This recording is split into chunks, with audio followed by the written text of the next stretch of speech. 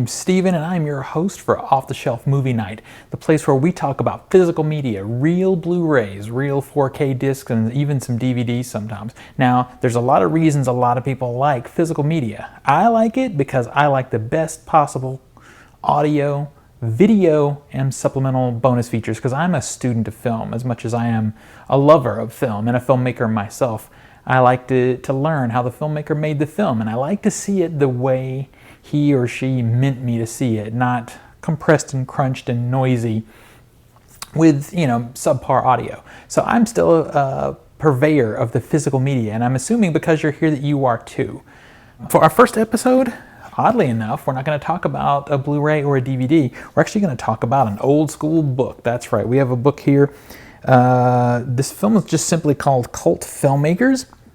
It is written by Ian Hayden Smith. It features the 50, what they consider the 50 Mavericks that you need to know. Now, let's talk about this thing. Let's give it a real review. First thing is, it looks and feels like an old school library book, which just is so comforting to me. It reminds me of getting library books as a kid. And the size is really nice too. This will fit on the shelf beside your DVDs and Blu-rays and be a great, well, we'll get to that. But it will be a reference tool for you to look up filmmakers and maybe get some ideas of some things to watch that you haven't seen before. Now, here's the problem. So there's filmmakers in here like Harmony Korine, who is without a doubt a cult filmmaker, and he's done some really interesting stuff. He's very divisive, which I think is part of what a great cult filmmaker is. You love him or you hate him. There's no mediocre in the middle, okay, that was a movie I watched kind of thing. You're going to remember it one way or another. For me, I love Gummo. I hate Trash Humpers. So, but for every Harmony Korine that's in here, there is a Wes Craven or a Catherine Bigelow. Those filmmakers started out as cult filmmakers, but I wouldn't say the majority of their career falls into that category.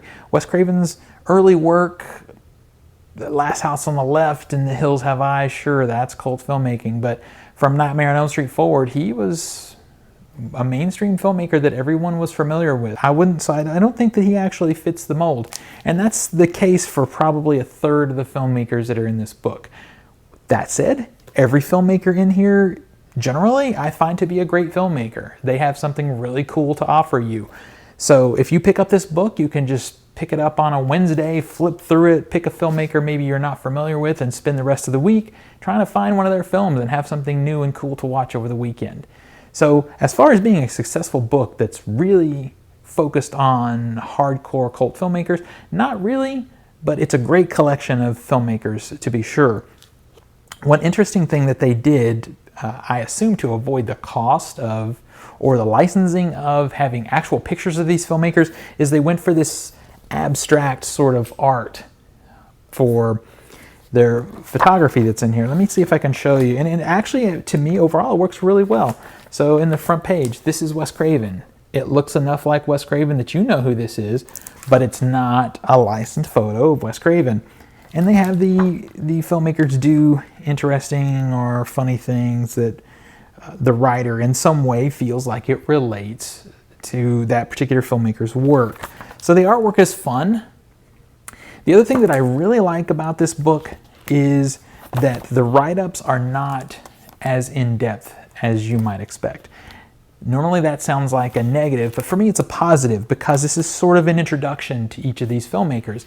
You find one that you try out their work and you become more interested in them, you can find other deeper dives into who they are as a filmmaker and the work that they've done.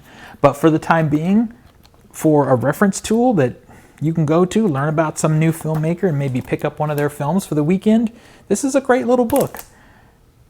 I'm going to grade it based on the name of it, which is Cult Filmmakers. So I'm going to give it about a 7 out of 10 because a lot of these filmmakers are not cult. They just happen to be cool filmmakers, and there is a difference. You can be a cool filmmaker and not be in sort of the cult space, and that's okay. So that'll bring this video to an end, but what I want to ask you to do is please post in the comments something you'd like to see different that you haven't seen in other similar YouTube series to this one, covering physical media, film, TV. Tell me what you're looking for. I'm not that guy that will take you through a tour of my Blu-ray DVD collection unless you ask me to. We will go through aspects of it. When we talk about physical media, I'll pull out some of my favorite packaged Blu-rays and we'll unbox them and talk about why they're great and, you know, compare them to what's happening now. And we'll look at new stuff as it comes out once I do pickups. I don't pick up as often as a lot of the guys that are here. I tend to be a little more picky because I'm looking for things that I know that I'm going to watch over and over and over again. If I'm not willing to watch it once a year, I probably don't need it in my collection. This is just, I'm not saying this is the right way. This is my philosophy for collecting. If you have a different philosophy or you feel differently, tell me in the comments. In the meantime, hit that subscribe button, hit those notifications, and let's talk about some cool physical media. See you next time.